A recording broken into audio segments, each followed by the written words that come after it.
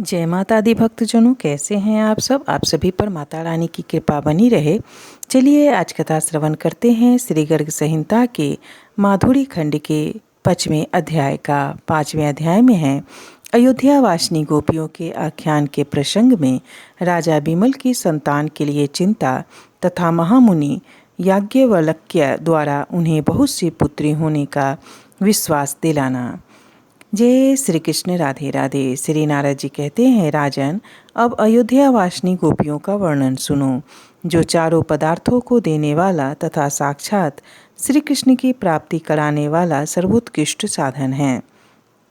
मिथिलेश्वर सिंधु देश में चंपका नाम से प्रसिद्ध एक नगरी थी, जिसमें धर्मपरायण विमल नामक राजा हुए थे। वे कुबेर के समान कोष से संपन्न तथा सिंह के समान मनस्वी थे।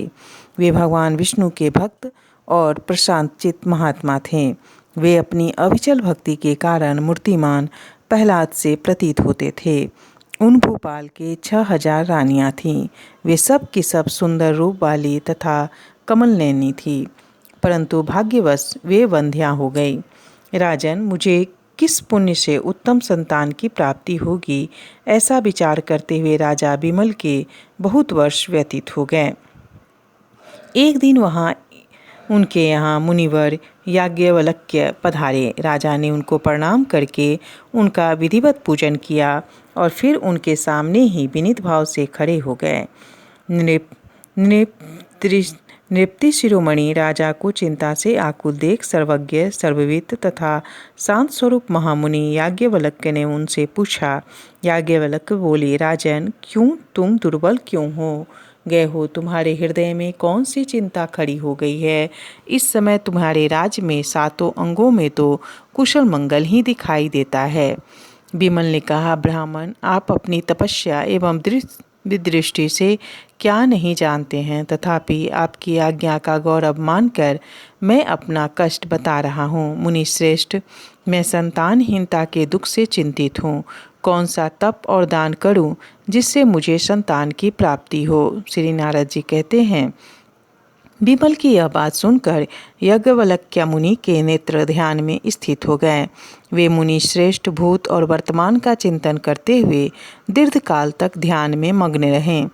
याज्ञवल्क्य बोले, राजेंद्र, इस जन्म में तो तुम्हारे भाग्य में पुत्र नहीं है, परंतु नृपश्रेष्ठ तुम्हें पुत्रियां करोड़ों की संख्या में प्राप्त होगी।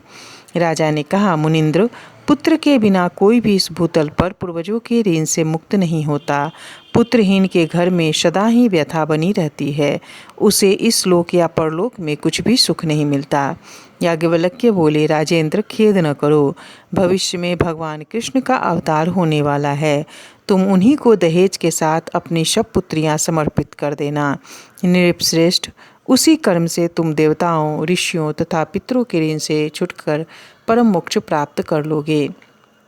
श्री नारद जी कहते हैं, महामुनि का यह वचन सुनकर उस समय राजा को बड़ा हर्ष हुआ। उन्होंने महर्षि याज्ञवल्क्य से पुनः अपना संदेह पूछा। राजा बोले, मुनीश्वर, इतने वर्ष बीतने पर किस देश में और किस कुल में साक्षात श्रीहरि अवतीर्ण होंगे?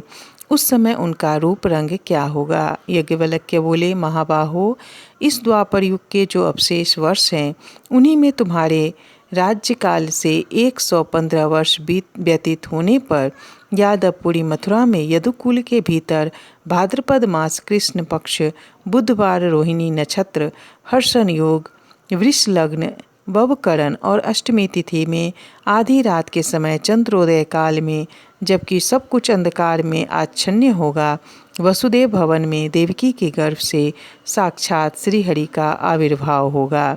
ठीक उसी तरह जैसे यज्ञ में अग्नि काष्ठ से अग्नि का प्राकट्य होता है, भगवान के वक्ष स्थल पर श्रीवत्स का चिन्ह होगा। उनकी अंग कांति मेघ के समान श्याम होगी। वे बनमाला से अलंकृत और अतीव सुंदर होंगे। पीताम्बरधारी, कमल नयन तथा अवतार काल में चतुर्भुज होंगे। तुम उन्हें अपनी कन्याएं देना। तुम्हारी आयु अभी बहुत है, तुम उस समय तक जीवित रहोगे, इसमें संशय नहीं है।